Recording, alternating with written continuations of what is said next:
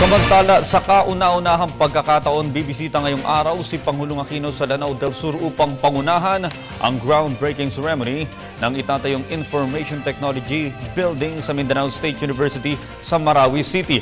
Para sa karagdagang detalye, babalitaan tayo live via phone touch ng ating PTV ARMM Bureau Chief Munir General. Munir, magandang umaga sa iyo. Magandang umaga, Audrey. Magiging mangyayari ngayon o aasahan natin ngayon sa pagbisita ng Pangulong Aquino sa lugar na yan? Well, Audrey, nakatakdang bumisita ngayong Lunes ng umaga si Pangulong Benigno Aquino III sa lalawigan ng Lanao del Sur, lalo na sa kabisira nito ang lungsod ng Marawi. Ang pagbisita ni Pangulong Aquino sa Islamic City of Marawi ay maituturing na makasaysayan dahil ito ang kauna-unahan niyang pagtuntong dito kung saan itong lungsod ay itinuturing din na State of Islam dito sa Mindanao. Katulad ng mga nagdaan na presidente, pagkalapag ng presidential plane sa Lumbia Airport sa Cagayan de Oro City, ang Pangulong Aquino ay inasahan sasakay sa kanyang presidential chopper at ito ay lalapag sa Mindanao State University Main Campus sa Marawi City. Ang Pangulong Aquino ay sasalubungin naman ng mga matataas na opisyalis ng MSU sa pangunguna ni MSU President Dr. Macapato Muslim pagkalapag ng kanyang presidential helicopter sa bandang alas 10 ng umaga sa MSU Golf Course.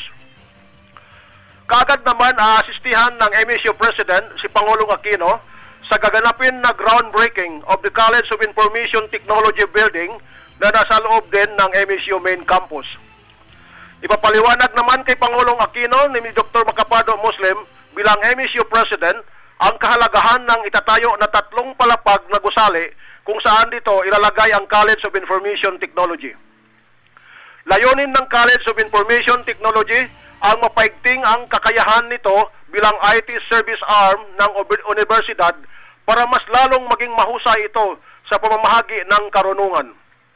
Samantala, bago magbigay ng kanyang mensahe si Pangulong Aquino, siya ay pakilala naman ni OIC Regional Governor Mujib Hataman ng Autonomous Region in Muslim Mindanao sa MSU community na binubuo ng mga estudyante at mga guro na humigit kumulang 1,000 katao. Sa bandang alas 10:35 ngayong umaga, si Pangulong Aquino ay pupunta na sa kanyang ikalawang engagement kung saan siya ay makikipagpulong sa mga local leader at maging sa mga miyembro ng komunidad ng lalawigan ng Lanao del Sur. Ito ay gaganapin naman sa Provincial Capitol Gymnasium sa Marawi City at inasahan ito ay dadagsain ng mga 10,000 katao. Ang reception party para sa Pangulo ng Bansa ay pangungunahan naman ni ARMM OIC Regional Governor Mujib Hataman at kasama ang pinuno ng host province na si Lanao del Sur Governor Mamintal Bombit Adyong Jr. Sasalubong din kay Pangulong Aquino ang mga Liberal Party candidate na tumatakbo bilang mga kongresista at sa mga ibang pwesto. Si Ansaruddin Adyong na bunsong kapatid ni Lanao del Sur Governor ay tumatakbo ngayon bilang kandidato ng Liberal Party sa unang distrito ng Lanao del Sur bilang kongresista. Matatandaan, ang nakakabatang Adyong ay umupo din bilang OIC Regional Governor ng ARMM nang nakulong si Regional Governor Saldi Ampatuan bilang isa sa mga suspek ng Maguindanao Massacre. Kabilang din sa salubong kay Pangulong Aquino si re-electionist Congressman Pangalian Balindong na tumatakbo rin bilang official candidate ng Liberal Party sa ikalawang distrito ng Lanao del Sur.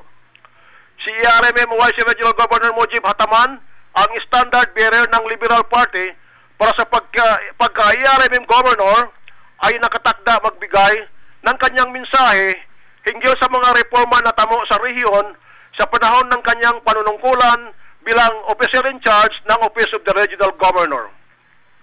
Magwawakas ang programa pagkatapos magbigay ng statement si Pangulong Aquino kung saan siya ay pakilala ni DOTC Secretary Joseph Emilio Abaya.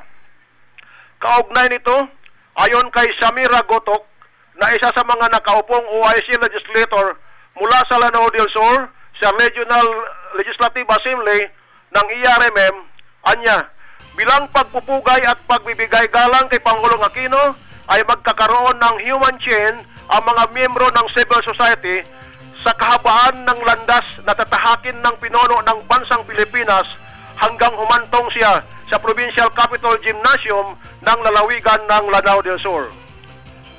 Para sa Telebisyon ng Bayan, mula sa PTV Central Mindanao at ERMM News Bureau, Haji Munir General nag-uulat.